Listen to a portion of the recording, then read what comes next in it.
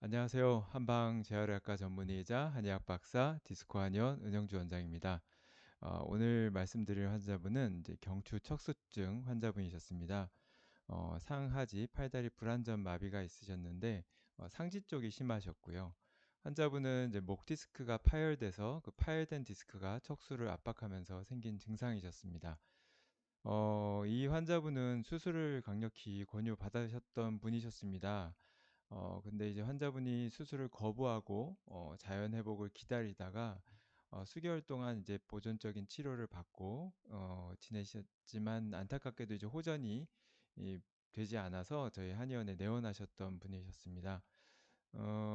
여기 영상 보시면 이제 디스크 파열이 심해서 이제 척수를 많이 압박한 게 보이고요. 다른 부위들도 안 좋은 것들이 보입니다. 음, 한눈에 봐도 심한 디스크 파열과 신경을 압박한 증상이 보입니다. 저 또한 영상을 보면서 이건 수술을 해야 됩니다. 제가 치료하기엔 위험 부담도 너무 크고 자칫 전신마비도 생길 수 있다고 말씀을 드렸습니다.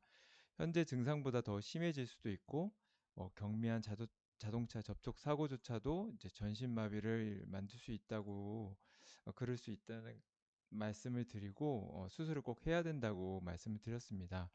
하지만 이미 3개월 동안 수술을 계속 거부하고 있던 분이셔서 그런지 계속 거부를 하셨고요. 지방에서 올라오실 때 애초에 한방적인 치료를 해보신다고 오셨던 겁니다.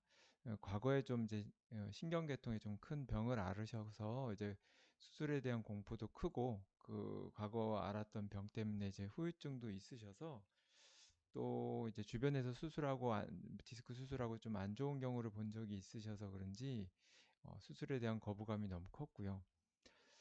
하지만 이제 저도 이제 비수술을 전문으로 하지만 이 환자분 같은 경우는 이제 수술을 권유를 했는데 어쩔 수 없이 치료를 하게 됐습니다.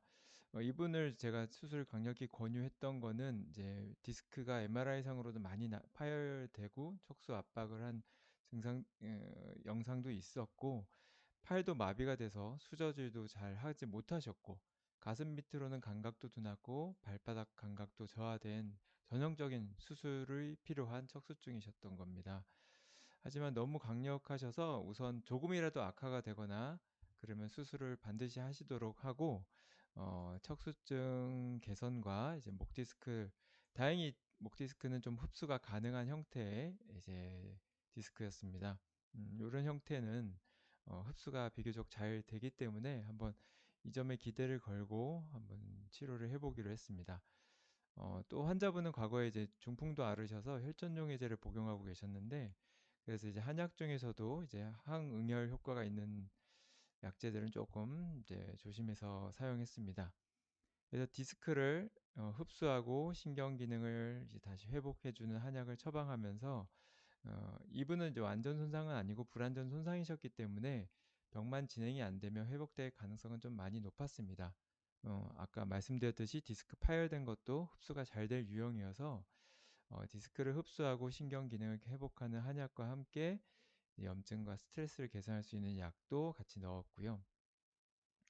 아주 다행스럽게도 이제 한약 복용하고 2개월 정도 지나서부터 증상이 좋아지셨고 3개월을 거의 다 복용한 시점에서 처음 증상보다 이제 70% 정도 회복하고 있는 상태입니다. 다행히 이제 감각이나 근력도 많이 회복되셔서 아마도 디스크도 잘 흡수가 되고 있지 않나 생각이 됩니다. 그래서 나중에 이제 6개월쯤 된 시점에 지금 한 3개월 지났기 때문에 앞으로 한 3개월 더 지나서 증상이 악화가 없다면 6개월 된 시점에 MRI 촬영해서 디스크가 잘 흡수가 됐는지 아니면 여전히 흡수가 되고 있는 상황인지 또는 흡수가 되지 않았는데 증상만 개선됐는지를 보고 판단해서 앞으로 치료 계획을 다시 잡거나 아니면 치료를 종료하려고 합니다. 척수증 환자분들은 보통은 저도 척수증이 나타나면 수술을 거의 대부분 권유합니다. 하지만 이제 디스크 압박엔 척수증이 아니라 뭐 수술을 할 수 없는 부위에 수술을 할 수 없는 경우나 하면 위험할 경우나 또는 뭐 염증이나 뭐 바이러스 등으로 인해서 생기는 그런 척수증 같은 경우는 뭐 어쩔 수 없이 수술을 못 하기 때문에 이제 한약적으로 치료를 해서 최대한 후유증을 최소화하고 있습니다. 예, 오늘 오신 환자분이셨는데 그분은 올해 1월 달에 지금 10월이고요. 올해 1월 달에 상담만 받고 가셨는데 10월이 돼서야 이제 오신 거예요. 처방을 받고 싶다고. 그래서 그 당시에 같이 치료를 시작했던, 공교롭게 같이 시작했던 환자분이 계셨는데 둘 다 경추 척수증이셨고, 근데 우연인지 뭔지 모르겠지만 그 두 분 중에 한 분은 그 경추척수증이 나아서 지금 정상적으로 생활을 걷고 손도 사용하고 잘 하고 계시고, 이 환자분은 안타깝게도 회복이 안 돼서 팔만 들어 올릴 수 있는 정도로 아직도 몸을 가누지 못하고 당연히 하반신도 쓸 수 없는 상태라고 합니다. 비슷한 치료 시기에 치료를 시작하셔서 좀 되게 인상 깊었던, 한 분은 치료를 시작 안 했고 한 분은 치료를 시작하셨던 분인데 두 분이 현격하게 이게 삶의 차이가, 후유증의 차이가 많이 나서 참 이제 여러 가지 생각이 들었습니다. 신경재생 한약이라는 것이 무조건 다 100% 모든 환자분들한테 드라마틱한 효과를 보여주는 것은 절대 아닙니다. 어떤 분들은 도움이 되고 어떤 분들은 되지 않을 수 있습니다. 그건 뭐 어떤 치료나 마찬가지죠. 하나 확실한 것은 어쨌든 음으로든 양으로든 도움이 될 확률은 높다는 것입니다. 되도록 발병하고 한두 달 이내에 치료를 시작하면 좋을 것 같습니다. 저도 치료를 해보면 예후가 빠를수록, 치료가 빨리 시작할수록 예후가 좋은 것을 많이 보고 느낍니다.